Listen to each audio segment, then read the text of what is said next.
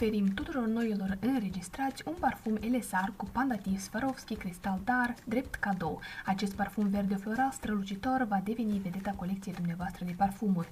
Mirosul cu prospețimea apei de izvor a fost dezvoltat exclusiv pentru compania Faberlic de către parfumierul francez Tom Fontaine, renumit în toată lumea.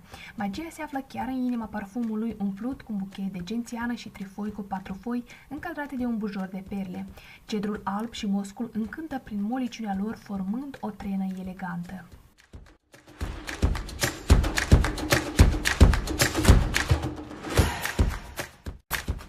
Pentru a beneficia de parfumul cadou urmează 3 pași simpli.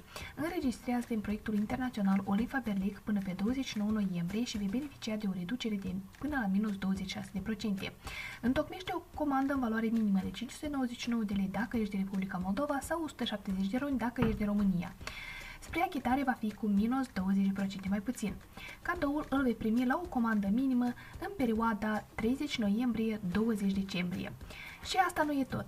Ai posibilitatea încă 8 reviste la rând să beneficiezi de seturi minunate cadou la minus 90% reducere dacă participi activ la programul de start. Vă dorim la cât mai multe cumpărături avantajoase și o colaborare de succes în cadrul proiectului internațional All in Faberlic.